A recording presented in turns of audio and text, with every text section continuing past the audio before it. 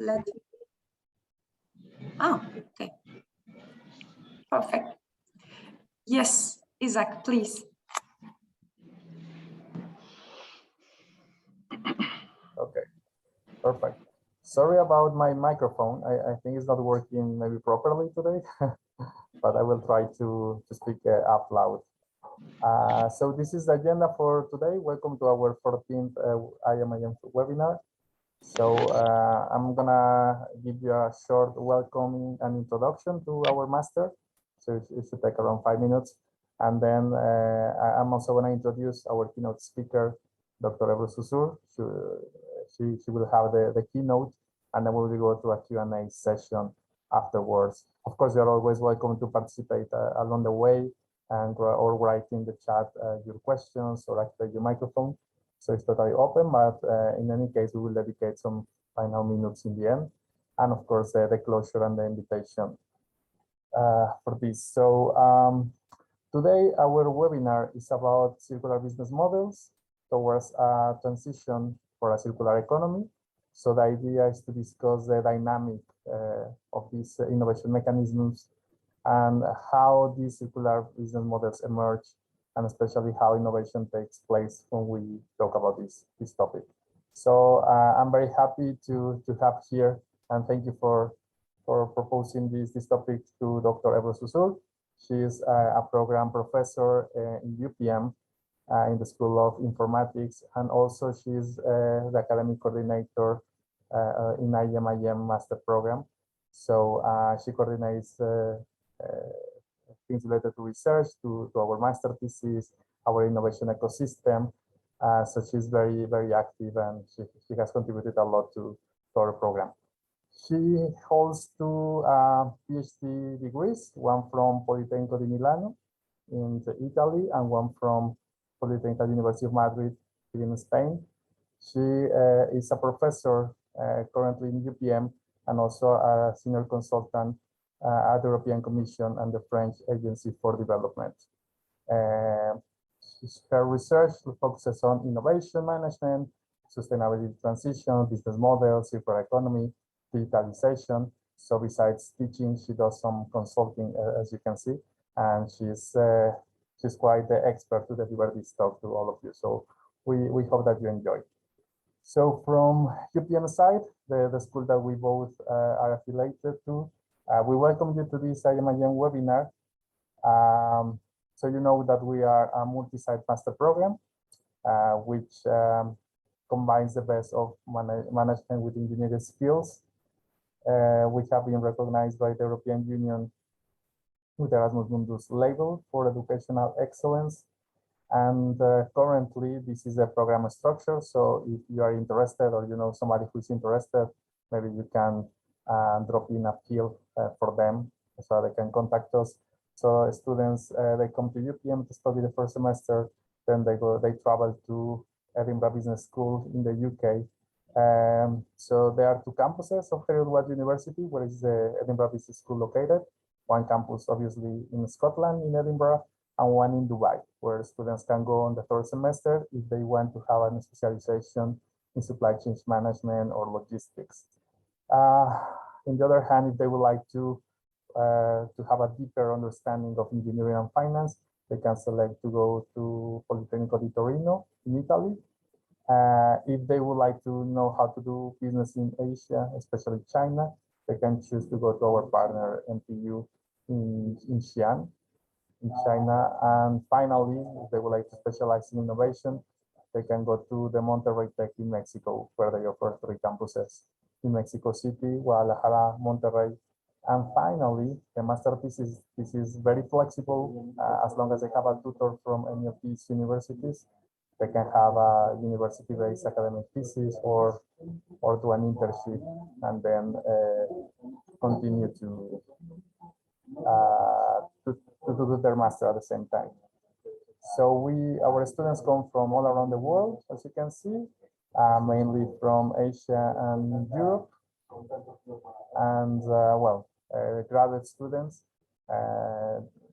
they have very good career opportunities. These are just points of the companies where they can work As you can see, many sectors, both in manufacturing or services, and very top employers, big brands, smaller companies, or many of them, they also create their own companies. So we have some entrepreneurs as well as part of the graduates. So if you would like to know more, just invite you to keep in touch. This is our email, imim@industriales.upm.es. We have social media. The name is very easy to remember, Master IMIM, in Twitter, Facebook, LinkedIn, Instagram, or you can also visit our website for further information. As you know, the webinar like today, this is the number 14, but the previous webinars, they are also available for you if you want to revise something or if you want to learn about other topics in our YouTube channel. So here is the link, but you can also write us, and I will be writing this information in the chat along the way, but you can also write us in case of any more doubts or information. So I think from my side, that would be it. So I would like to give the microphone to Dr. Susur, and thanking her again for accepting this invitation to deliver this interesting webinar. Thank you. Isaac, many thanks. Now I will try to share the content of the presentation. Let us see if it works.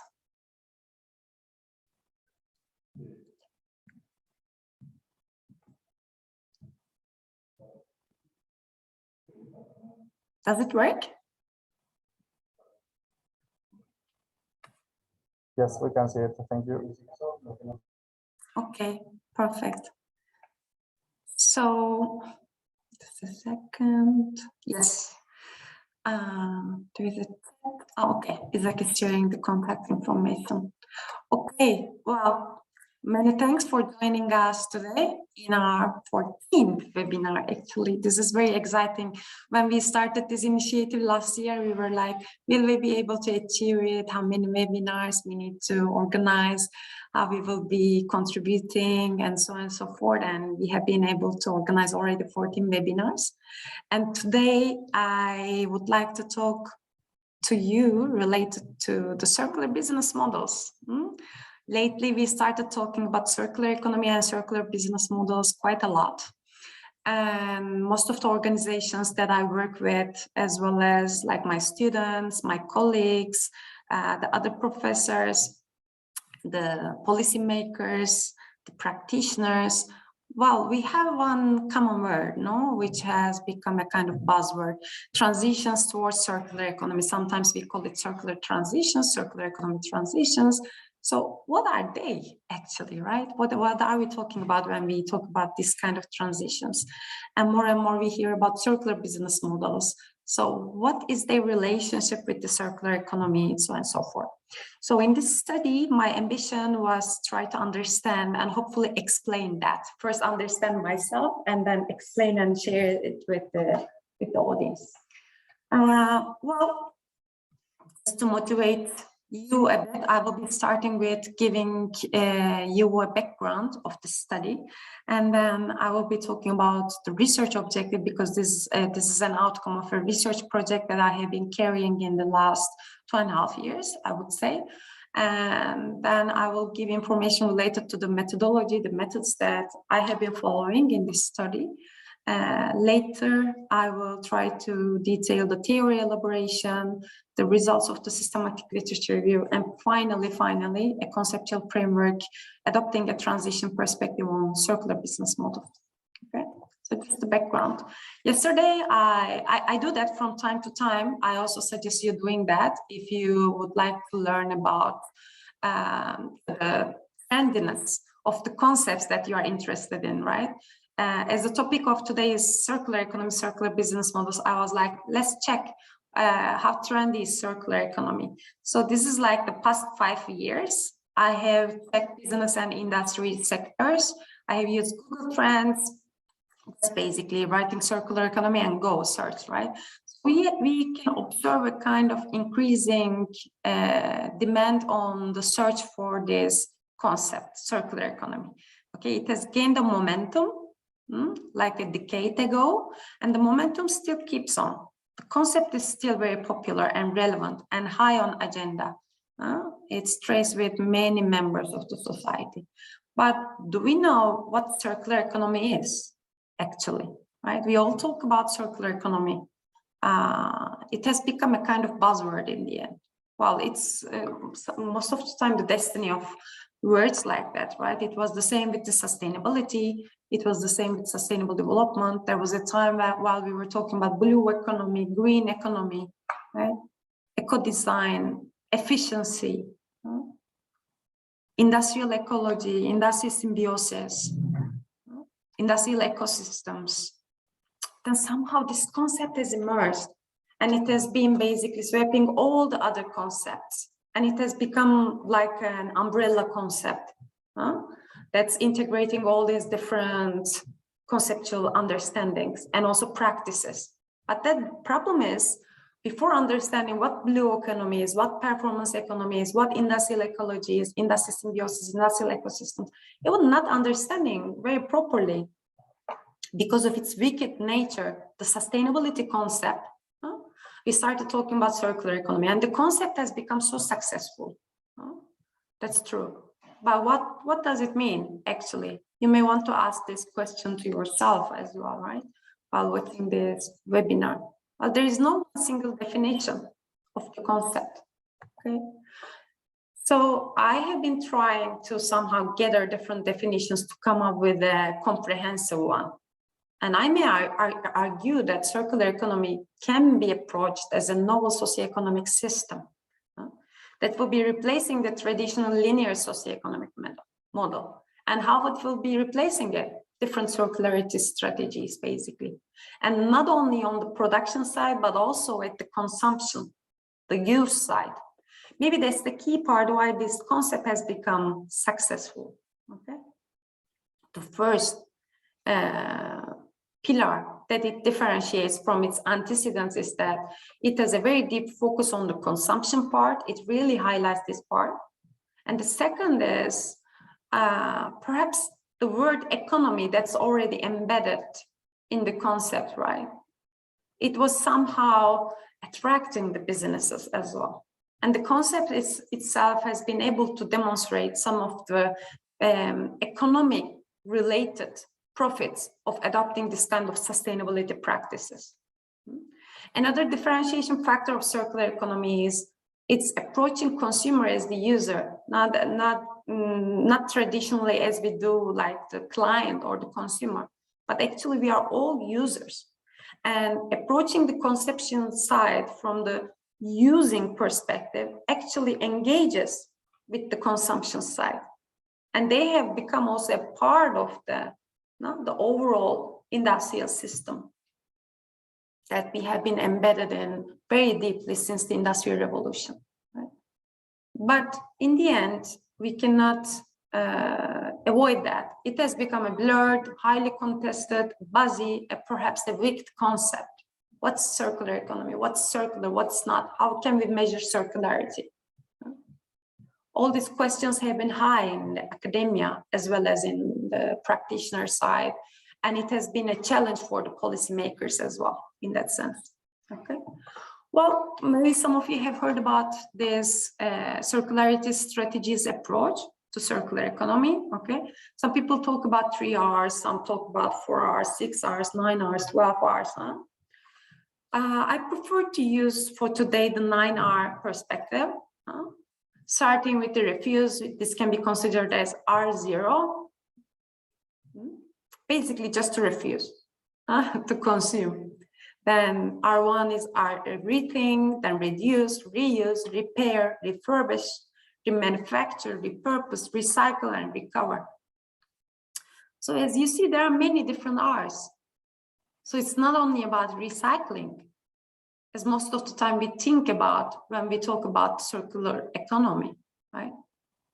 And the research shows that the innovation in the core technology increases actually when we go towards this side. Recycling, for instance, needs more innovative, more technological innovation, more innovation in the technology side. For the rest, actually, it's about product design innovation, revenue model innovation, and it's more about social institutional change. Perhaps we are not talking about a technical change here. We already have the technologies available there for realizing this kind of transition, but it's not happening. Why not? Perhaps we still do not have the proper revenue models. We still cannot see the ways to generate revenue over these more sustainable ways of producing and consuming. Perhaps what we take as normal is not in line with what circular economy is suggesting. So the normative rules of the society. Perhaps like culturally, and our cognition is not ready for perceiving, understanding, and implementing this kind of solutions.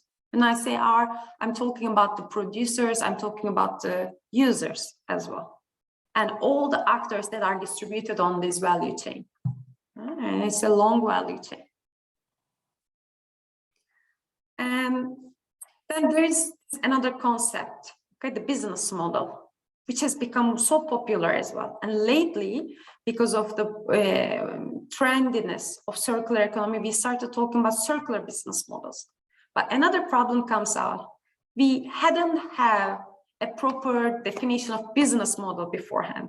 It's another fuzzy word, okay, which gains lots of traction. Everybody talks about business modeling, but we are still not very sure what it is, okay? This is a very generic, very comprehensive definition of business model that I would like to give you today. So we can define a business model as a simplified and aggregated representation of the activities of a company or industry. What do I mean with that? Business model can be defined and operationalized at the company, at the organizational level, but as well as in the industry level, right? For instance, we can talk about the business model of the automotive industry. There is one business model, right? A general understanding of how to do business in the automotive industry. The same goes for the electricity industry. The same goes for the water industry. Or you may sometimes call them as sectors as well. Whether or not it's at the company level or the industry level, it has three main components, okay, to generate and secure profitability and the competitive advantage.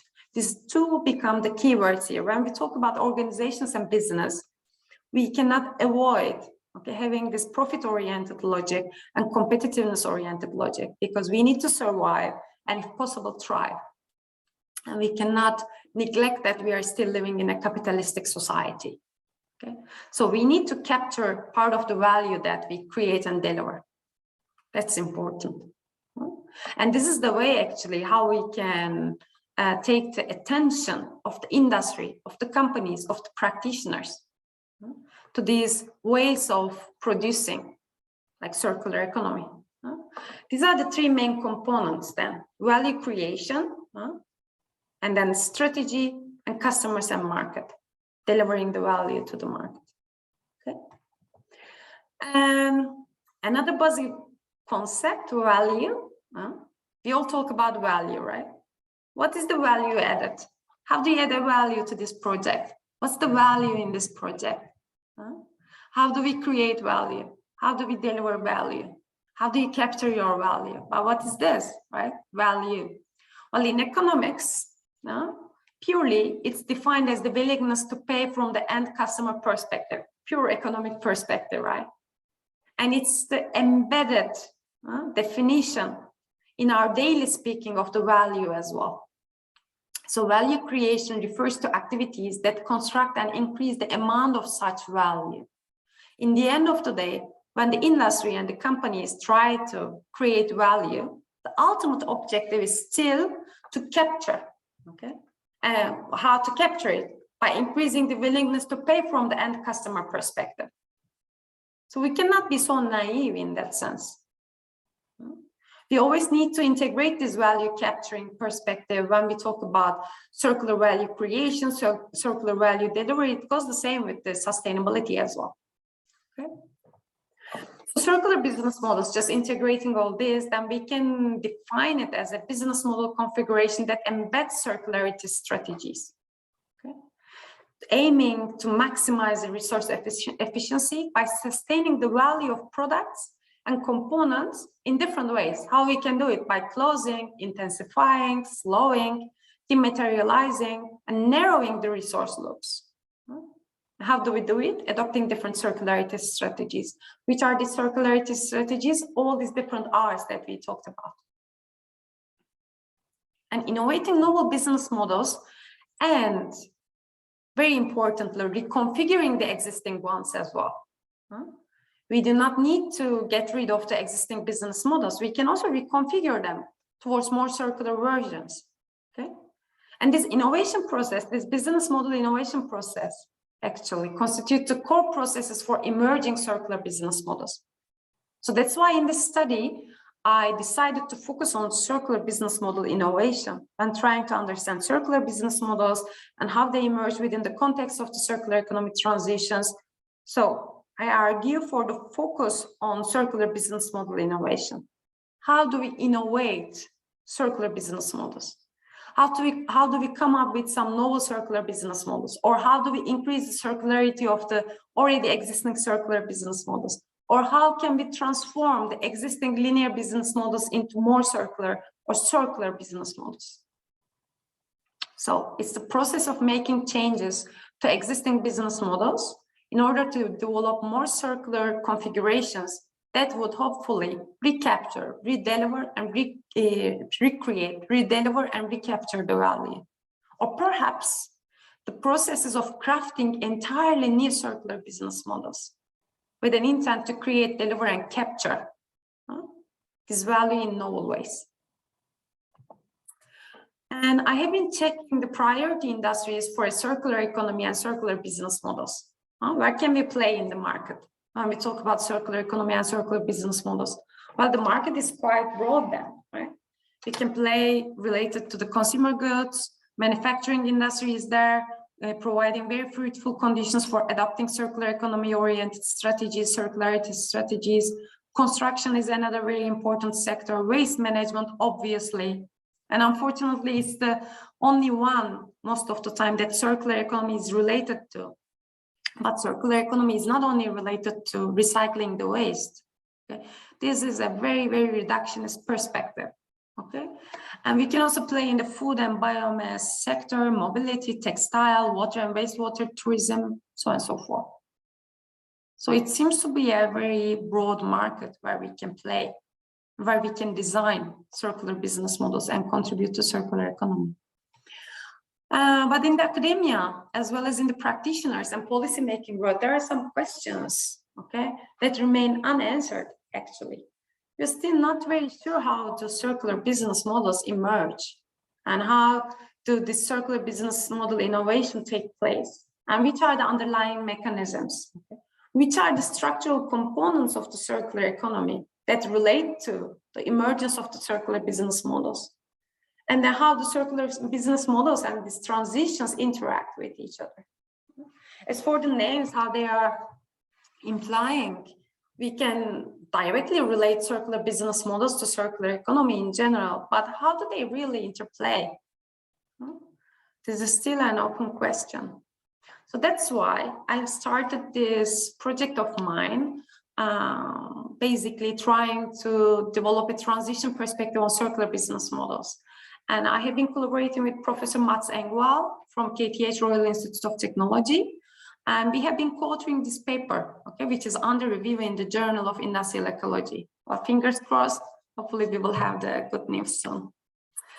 Saying that, I would like to shortly introduce the research objective of this study, okay, to conceptualize how circular business models emerge in the context of transitions towards a circular economy.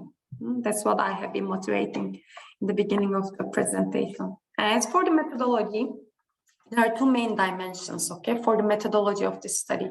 The first is pure theory elaboration, basically based on deductive reasoning. What I mean with deductive reasoning is building on the theories first, instead of observing what's happening in the real world, okay? So trying to define the concepts, drawing the conceptual contours, how basically integrating different theories that are already existing in the field related to the very objective of this study. It's not like an invention of a new theory, but reorientation of different theories towards one common perspective. Because as you may imagine, studying circular economy, studying circular business models, studying transitions, then you need to deal with many different perspectives that are captured by different theoretical families, by different theoretical ontologies. And there you need to find a way to integrate this in a meaningful way to be able to understand and explain this kind of emergence of circular business models within this context of transitions. And it's quite an ambitious task, which requires a very detailed theory elaboration. That's why I have decided to first focus on the theory elaboration, coming up with a conceptual approach, and then checking this approach within the available literature related to circular business models and circular business model innovation. And there we have conducted a systematic literature review. Okay? So we can think of two main dimensions for the methodology: theory elaboration first, and then systematic literature review, in order to trace the proposed conceptualization within the literature to see if it's really relevant, if it really has the capacity to explain this kind of emergence within this kind of transitions to start with. And then, of course, one needs to operationalize this framing in a real world through an empirical methodology. Okay, so I'd like to detail a bit the theory elaboration, but it's a bit because it's quite, it can take some hours to talk about it. So the conceptual definitions and theoretical framing has been what we have been doing, focusing on the circular business model literature on the one hand, and the transitions domain from the science, technology, innovation studies on the other hand.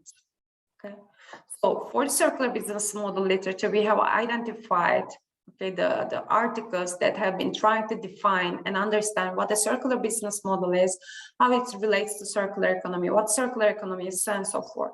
And for the transition studies, we have focused on this field of study, trying to understand the socio-technical reconfigurations that will be delivering this kind of socio-technical transitions in the societal systems. And we have focused on the two main frameworks that have emerged within this field of study: technological innovation systems and strategic niche management, which deal with the innovation mechanisms, dynamics, and functions that are required for the novel innovations to become successful within the societal systems in order to change the existing configurations into new ones. In other words, in order to realize the transitions. Okay, so based on this, we have come up with the definitions of circular economy, transitions towards circular economy, circular business model, and circular business model innovation. And as you see here, I have come up with these three different types of circular business model innovation. One is basically making changes on an existing linear business model to include circularity strategies to make it into a circular business model. The second type is focusing on the existing circular business model, include more or better versions of circularity strategies and ending in a novel circular business model. And the third way, of course, obviously, is crafting a circular business model from scratch, basically adopting the circularity strategies from the beginning. All three types are valid. All three types can be relevant depending on the case and the context. Okay, and based on that, we have identified first the structural components related to this circular business model innovation process, and second, the dynamic innovation mechanisms enhancing this circular business model. Okay, social actors obviously are one of the most important structural components. Who are these social actors? You, me, okay? Let's say the individuals, then me as the university professor, me as a researcher, Isaac as the coordinator of an international master program, me as the academic coordinator of this master program, then the whole university, okay? The research centers. Not only that, non-profit organizations, profit-based organizations like companies, the private sector, the big corporations, startups, accelerators, intermediaries, EIT Digital, where I'm sitting right now, like an intermediary accelerator of the innovation in Europe, European Innovation Institute. and also the politicians, the policymakers, the municipalities, the local authorities. All of them are related social actors when we talk about this kind of emergence of circular business models within the transition of circular economy. And then the networks that we are creating, very important. Now, here we are creating a meaning altogether within a network, okay? And technology and infrastructure available, as well as the institutions, right? The regulatory mechanisms, the norms that we are taking, and our cultural cognitive capacities, what we take for granted without questioning. How do we function as a culture, as a society? And each context is a different culture, functioning based on different norms. All these are related to this kind of transitions. And on the second component, the dynamic innovation mechanisms, these are derived based on, okay, the niche building processes that are embedded in the strategic niche management, and as well as the innovation functions that are embedded in the technological innovation systems perspective that we have here on the left side. And I have been trying to merge them and reorient them towards the circular business model enhancing dynamic innovation mechanisms. So obviously the first is the experimentation. What do I mean with that? Keeping on creating and implementing new projects, okay, restlessly, and gaining the momentum, and envisioning, trying to come up with a shared vision, common goals, network building, obviously, clearly, learning from each other at the first order and the second order. For instance, today we are trying to realize this first order learning. We have some audience listening to me, and this is basically pure information that's being transmitted to you. And then you will be digesting that afterwards, hopefully, and then you decide to implement it or not. And then we can talk about second order learning only once you implement it. And that's the type of learning that we are interested in order to realize this kind of transitions. Then the protection mechanisms, the subsidies, incentives that are provided to the companies to get into this kind of circular business modeling, the resource mobilization. What can I mobilize as my resources? Now, for instance, I'm mobilizing my time, right? I'm dedicating my time to give this webinar. Why?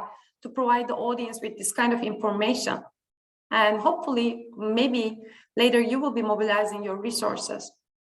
Maybe you will be thinking on adopting circularity into your existing business. Or maybe you will be thinking on doing a PhD related to circular economy. Or you will be thinking on getting registered to the IMIM, our master program, in order to learn more about this kind of topics. Whatever your resources are, they are ready to be there to be mobilized. And if we think of more like higher levels, at the political level, the Spanish government can decide to mobilize its resources in order to create this kind of networks, for instance. Or the university where I'm staying, Polytechnic University of Madrid, can try to or decide to mobilize its resources, right? The teaching faculty, the research faculty, okay? Basically to focus on this kind of projects related to circular economy. We all have different resources. And the question is if we are willing to mobilize our resources towards this kind of future or not. And what are our expectations from this kind of mobilization? And finally, legitimation, right? This kind of thinking should be legitimized on the way, because it's still new and we are still not sure what it embeds, what it entails. And it will be legitimized in time, in future. And once it's legitimized, circular economy and circular business models will be the mainstream, hopefully one day, if it works. Well, based on this proposed theoretical framing, we have decided to run this systematic literature review. It was a search in Scopus, which ended in 222 articles. Then we have conducted a literature screening based on some inclusion and exclusion criteria. Then we have gone through a keyword analysis. Then it was screened again to identify the most cited articles. And in the final step, there were 57 articles to analyze.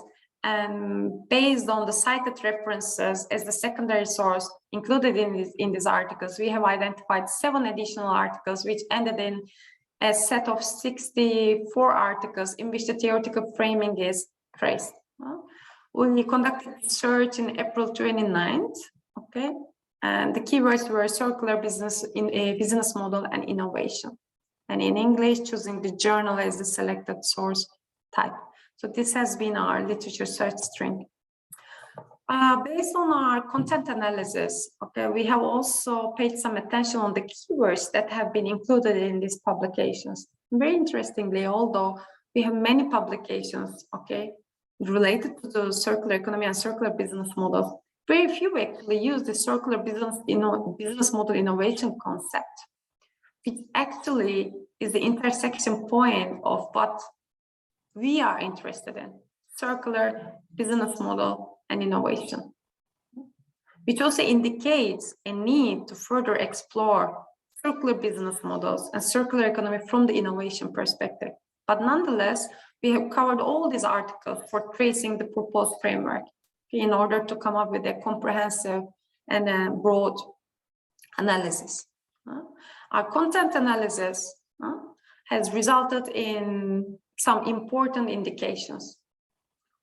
We can say the proposed conceptual dimensions, all of them, the structural components, as well as the dynamic innovation mechanisms, have been largely considered within the published research, yet separately and at times implicitly. What do I mean with that?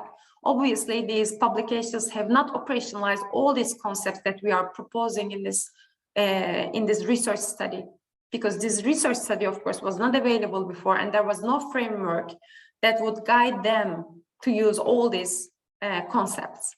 But all these concepts have been considered in the previous research, which shows the relevancy of our proposed conceptualization. And circular business models are most often studied and operationalized at the firm level, at the organizational level, not at the industry level. The studies at the industry level remain very limited. Okay? And there is no evidence of an emerging or established approach adopting a systemic perspective, as we are trying to propose here. Okay? Basically integrating these multiple actors, talking about networks, trying to integrate also the institutional perspective, underlying the importance of the availability of the technology and infrastructure, and how all these structural components are relating to the dynamic innovation mechanisms that will be hopefully enhancing the circular business model innovation process. There is no systemic perspective as such.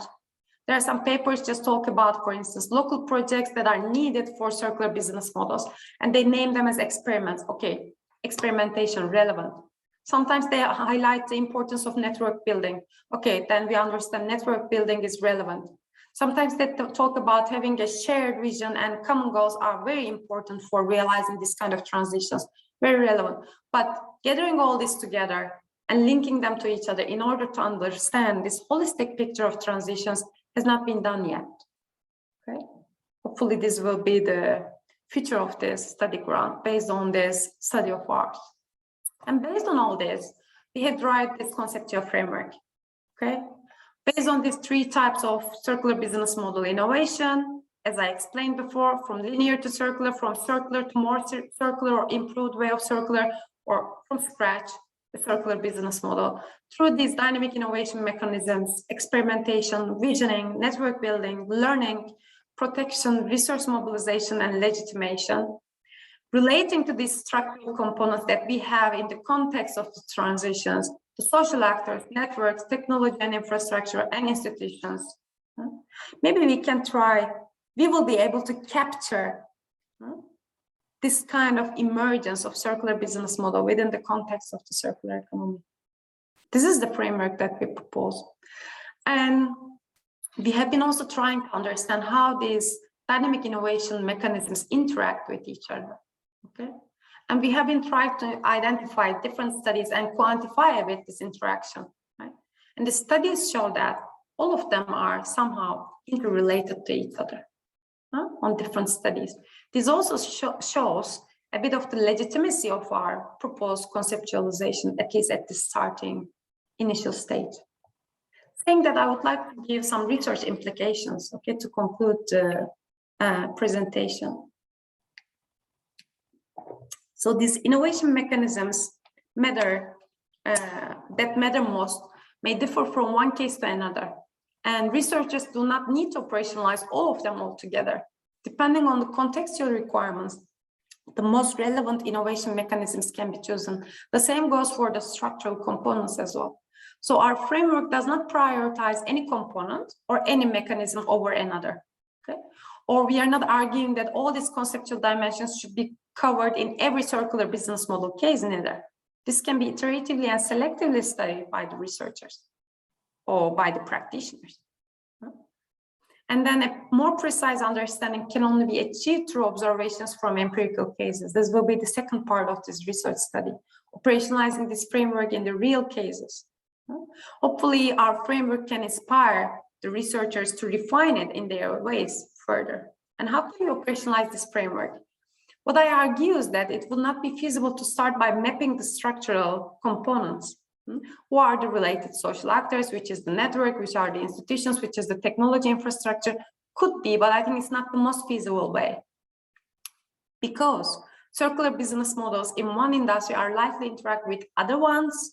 They can be embedded in multiple contexts, and there can be many circular business models related to the different industries, which are embedded in a context of transitions, which makes actually quite blurry and fuzzy this identification and mapping of actors and networks and institutions and technology and infrastructure.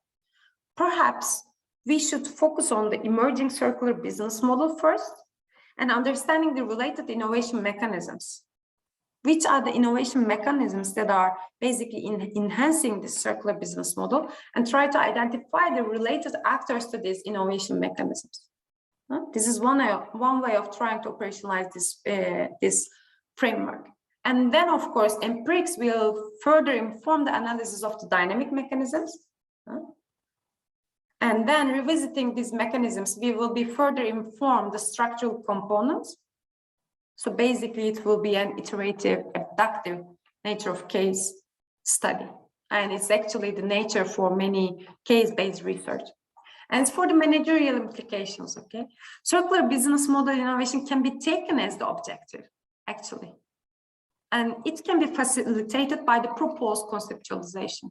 So this kind of framing can be used as a managerial tool as well. Okay, what we need: experimentation, network building, learning, legitimation, resource mobilization. These are the social actors, these are the networks. Why not to plan it?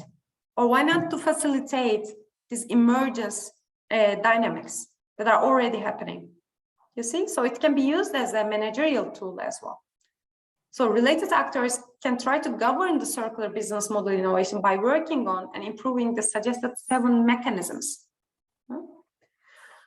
So that this can enable them to improve their decision-making process, where to invest more, which type of resources need to be mobilized further, which are the most relevant social actors, which are the actors that need most of the protection mechanisms. So you see, they can be all interrelated. And hopefully, this can further the development, diffusion, and adoption of circular business models in many different contexts. Okay. Saying that, I would like to stop the presentation. Well, I don't know if you have any questions or comments related to this transitions perspective that I have been trying to develop for circular business models and circular economy. Yeah. Now I think we can open the discussion round. Thank you for listening and for attending. Yes, Isaac.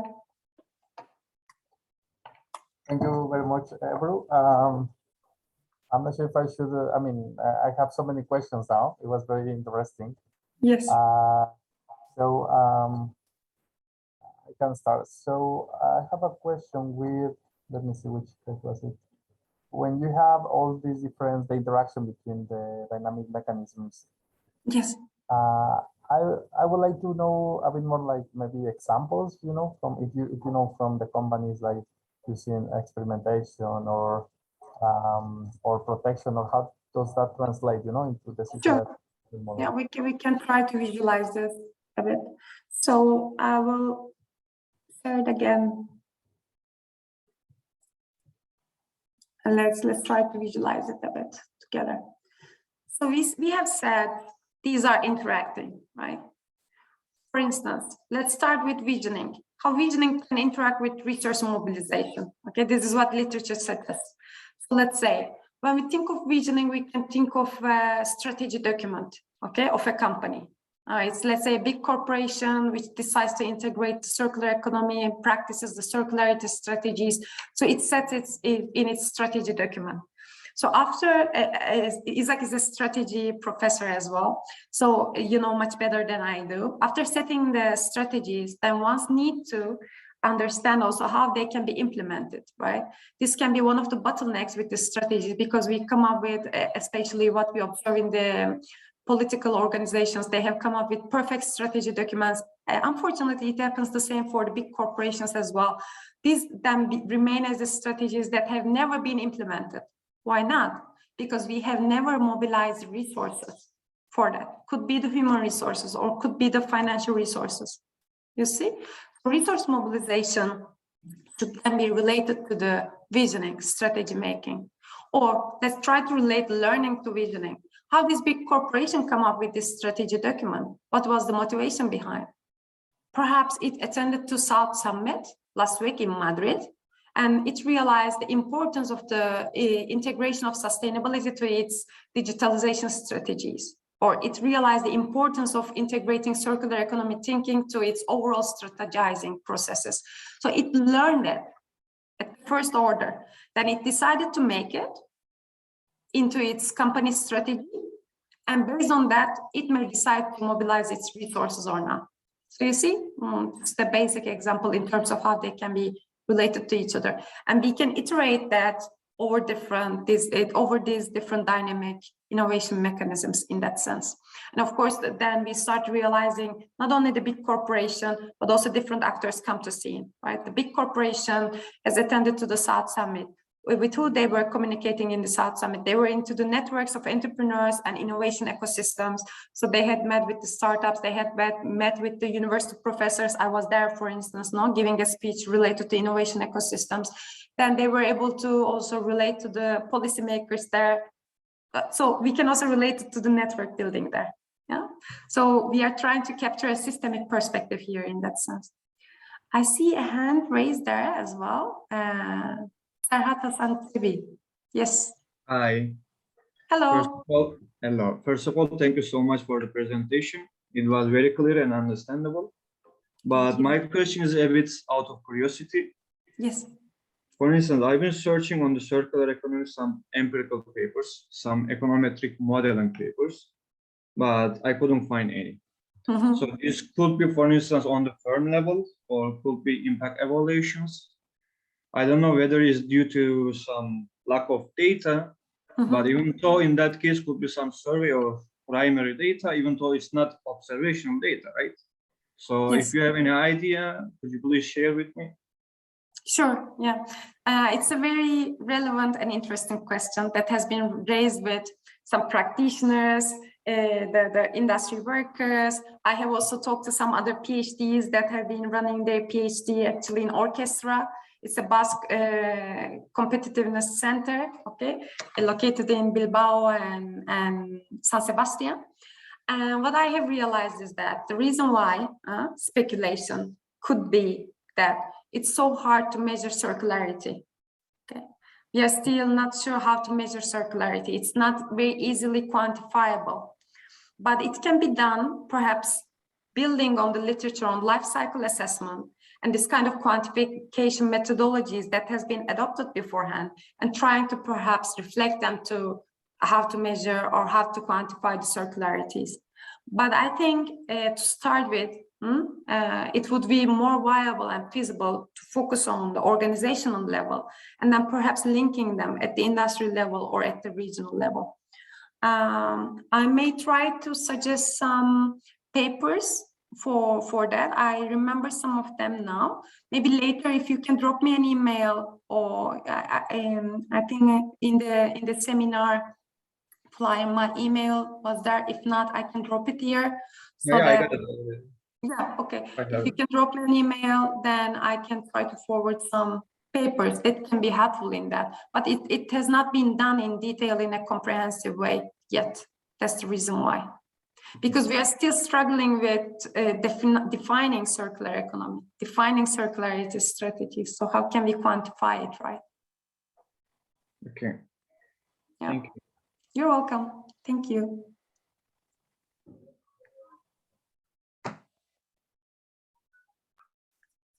Raquel, we have someone just entered the waiting room. Okay, a latecomer.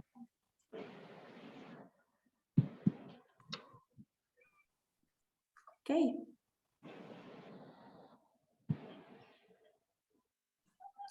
Yes, please.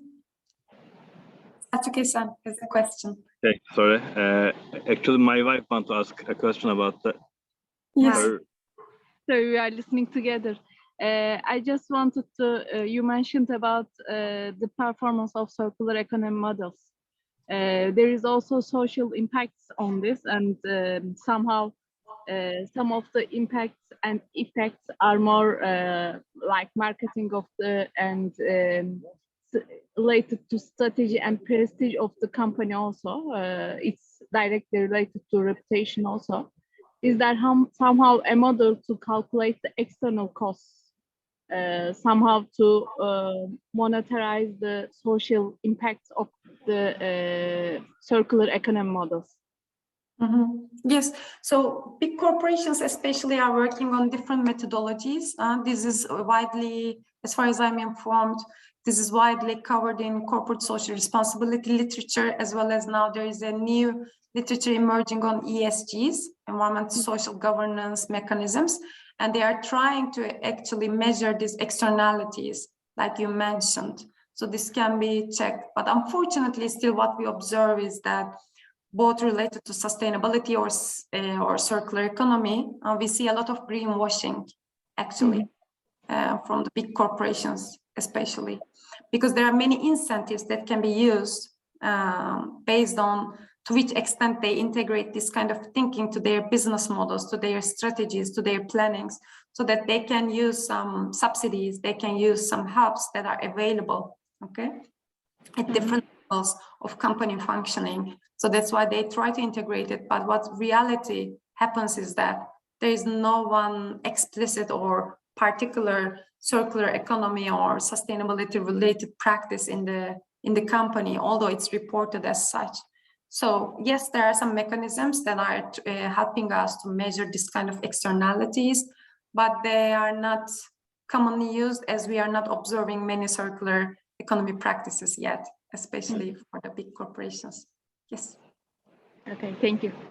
You're welcome. Thank you.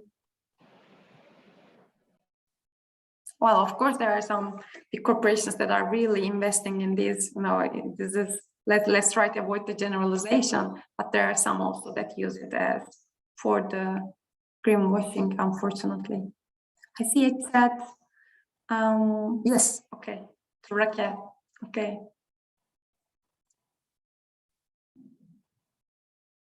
So Isaac, I don't know if you have a further question. If not, maybe we can conclude the webinar part. Yes, I think we can then, because we have 4 minutes left. So I would like to have a final question, if I may. Okay. And then we can close it. Especially the link with the business model that, you know, I think we coincide in that part as well.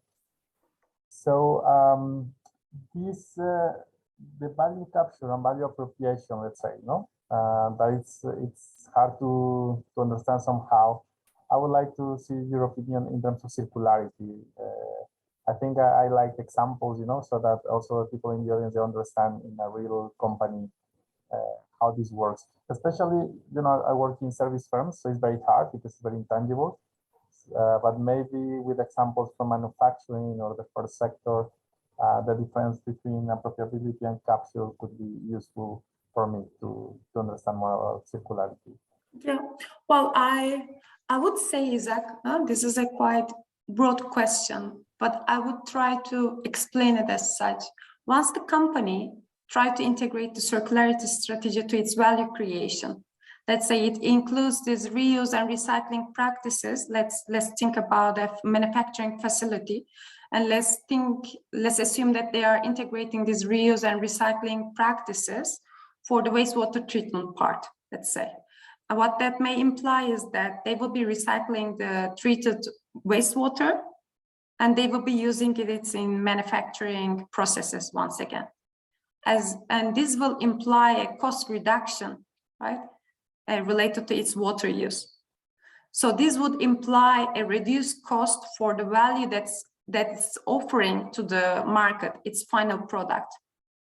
And this would imply a higher value capture from the consumer, from the user, because perhaps the company will not be reflecting it into its final price, but as the cost of production will decrease, then they will be able to capture more value. They will be able to capture they will be able to make more profit based on that. Even we can think of that, if they can increase the margin a lot in terms of cost reduction on the production side, on the manufacturing side, they could even think of reducing the price of their final product. And this would also add to their value delivery process. So the user also will enjoy that more. So they will also increase their differentiation factor, and they will be differentiating from the competitors. That will bring a competitive advantage, and still they can increase also the margin, the amount that they are based on the amount that they are capturing. Basically, they can increase their profitability. I don't know if Yeah, so if I understand correctly, then it would be very similar to service firms. The value proposition is against the market, no? Like, let's say they compete against other firms that are also circular or not, right? And yeah. based on that, they create, IMIM is more strategic to create a competitive advantage. And then the value capture, I understand, it could be not only money, but it could be this benefit to the planet, society, or it could be the knowledge that they get, not the learning or this other. Could be, but these are not measured, these are not valued by the companies. In the end of the day, what they value is what they measure, and what they measure is the income balance sheet, the OPEX, and so on and so forth. So it should be increasing their profit in the end of the day. That's why I underline this part related to value capture. For perhaps in the service industry, it would be related to the quality of the product that they are, quality of the service that they are offering, right? Related to adopting the circularity strategies. Perhaps the market positioning of the company would be improved, and this would bring more customers. So it would again increase its value capture part in that sense. I think this would be what they would be interested in. The other parts related to our broader social impacts, broader environmental impact, they are there. We always advocate for them, but in reality, they are not measured. And once they are not measured, they are not valued.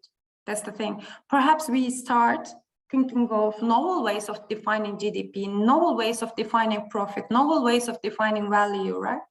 This can be one way, but this requires some time. I think in my case, I am an advocate to include these other values. Yeah. So we also have another paper about circular economy, but in an organizational design.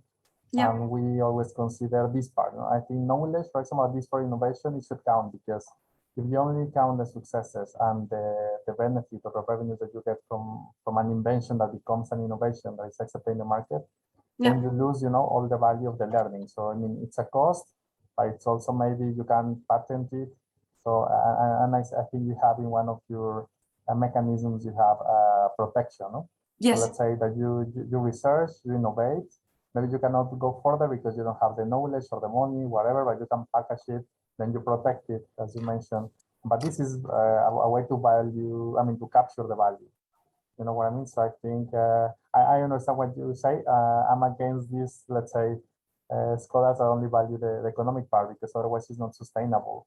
So I think we have to include, it's hard to measure, but maybe this is our contribution as scholars, to absolutely how to measure absolutely the sustain, let's say the environmental and social benefits.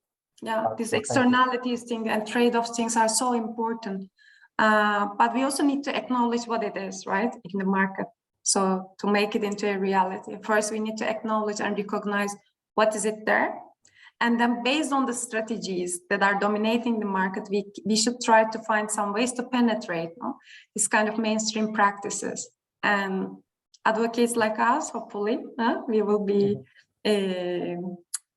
fighting against the resistance to change in the market in that sense. Yes. Yes. Okay, so I think, now we're over time a bit. It's 3:03, but I would like to thank everyone who have joined us. today, and especially our guest speaker, Dr. Bruce Susur, for this very interesting talk to make us understand, about circular economy, business model, and also presenting her, let's say, preliminary findings and results from her research on circular business models and sustainable transitions. Thank you once again, everyone. Yeah, you're welcome. Thank you, Isaac. Well, we have a question there on the chat. Isaac, from related to master as well, I think. I'm not sure. Let's see.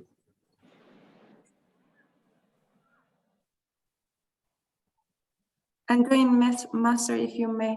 Sure, Sertash, I'm not sure if I'm pronouncing it correctly. Sertash, But yes. yeah, it would be great if you can also drop us an email, and then we can, of course, talk more about circular economy and how to join the master and other efforts that we can have as joint collaborations. Definitely, thank you.